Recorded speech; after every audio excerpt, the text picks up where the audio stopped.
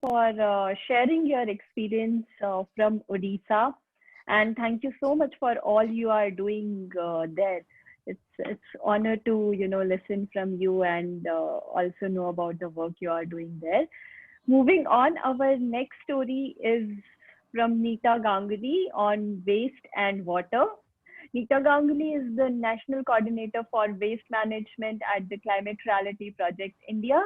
She has been an educator and environmentalist for over 26 years and has won several national and state awards, including National Winner for Rustam Irani Foundation's Best Teacher Award for Excellence in Education and Excellence in Teaching Award in Innovative Teaching Practices.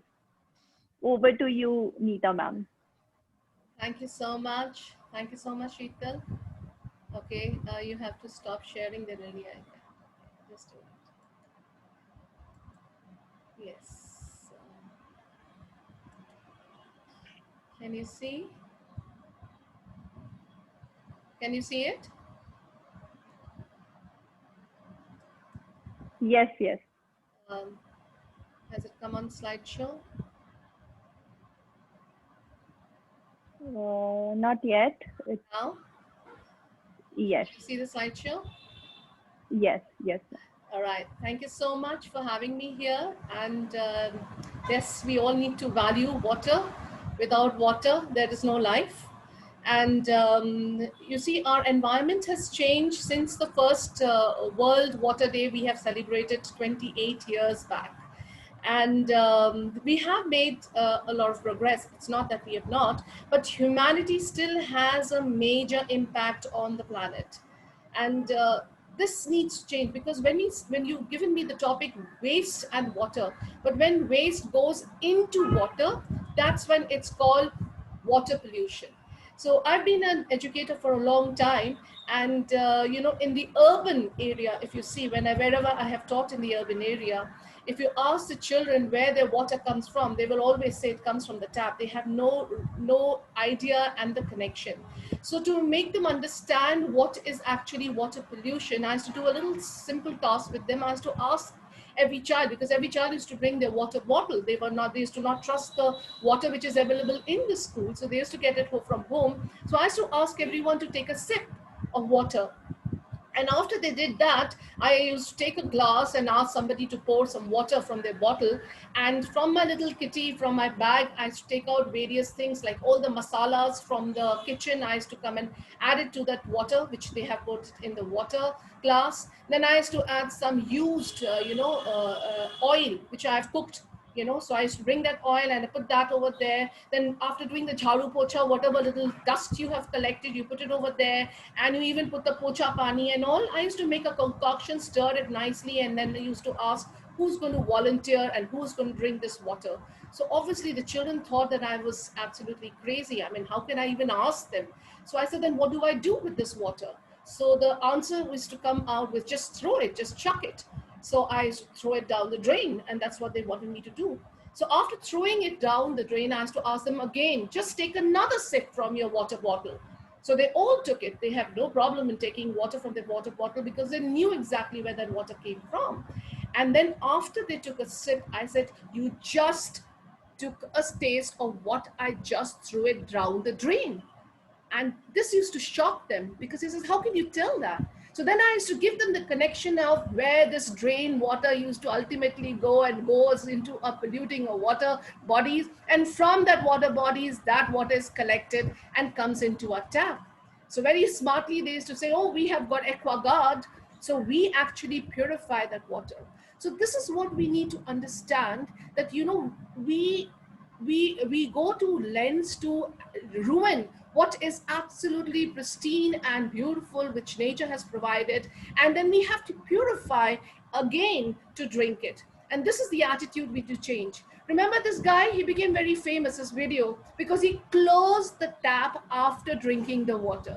And his another friend, this video also went viral, and it really became famous because this chap was trying to shut that tap which was leaking all the time using the dry leaves.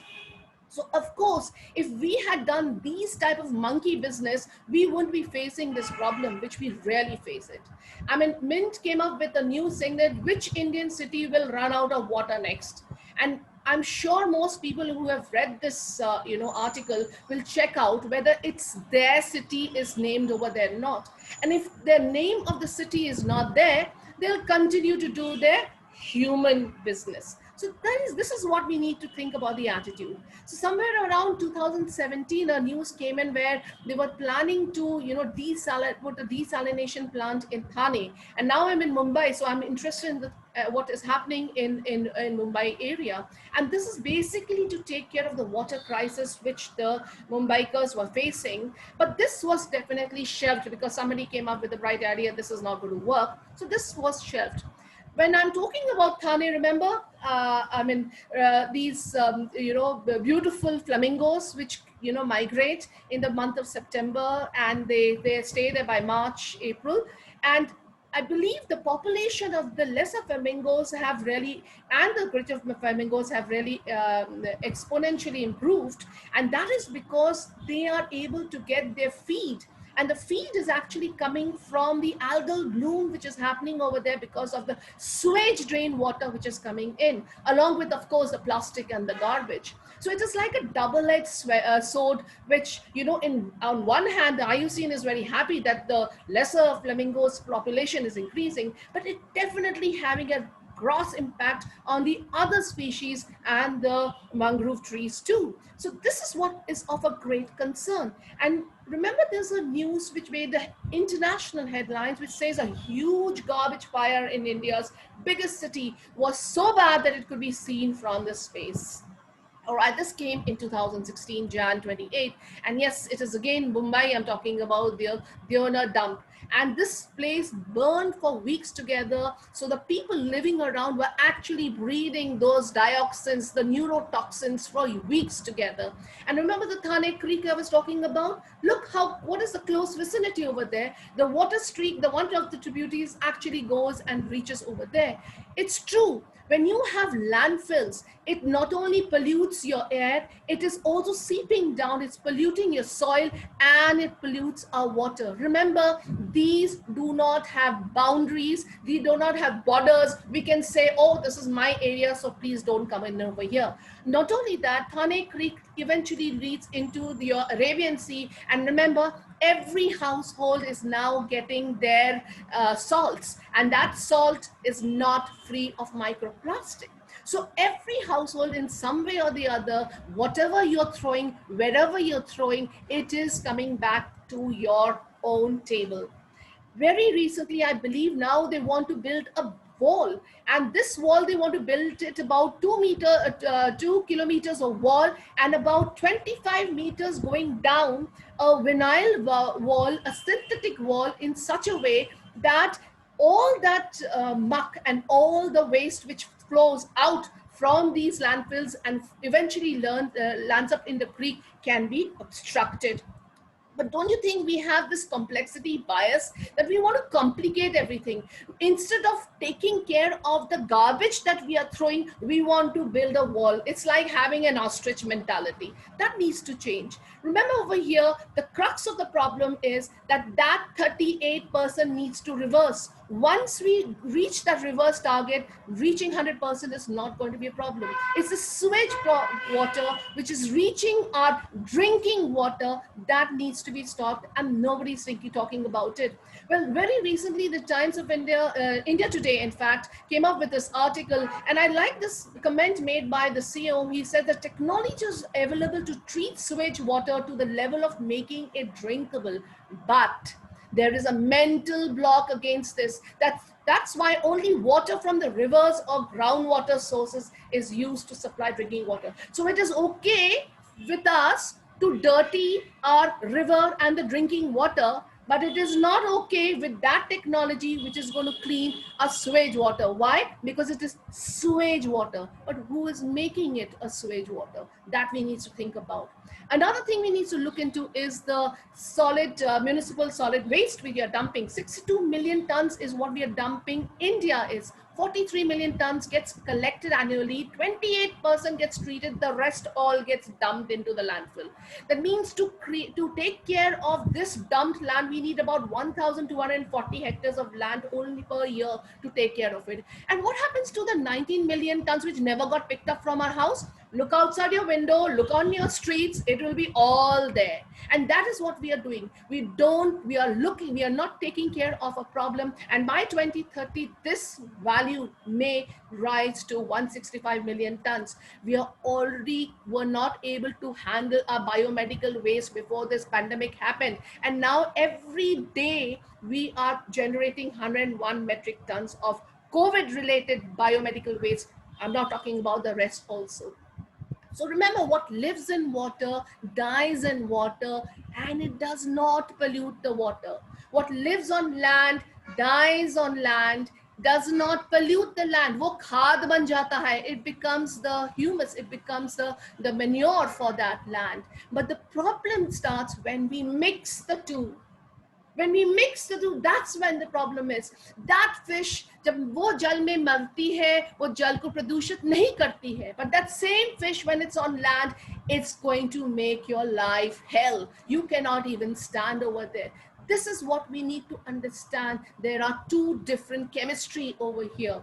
In the living world, there are no landfills. Somebody's waste becomes somebody's nutrient. Somebody poison becomes somebody's potion. But in our world, we take, we make, we use, and we dispose. And this is the disposable habit that we need to change, not by the government only, but by individual, and everybody needs to do it. And to understand, we need to understand what is a landfill. Why does it stink? Because of these non-biodegradable? No. It stinks because of these biodegradable, which gets covered by the non-biodegradable. It gets compressed, it leaches, it makes our water body absolutely spoiled.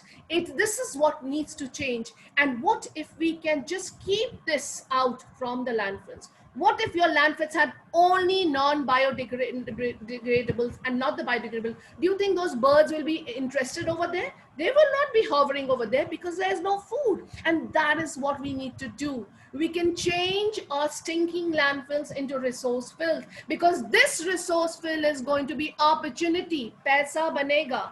Everything over here, what you see in front, can be recycled and can be used to make another product. We are already living in a corona world, isn't it? And it is we who have done it, because it's not only the wet market. Our landfills are as bad. They are the cesspool of all infections. So individually, every house needs to learn how to handle, treat, and safely disposal whatever waste we are generating. If I am doing it, I need to do it, and that is what is important. And CPCB has already given us the guideline, and we need to use segregate them as a biomedical waste, because now, because of corona times, every house has it.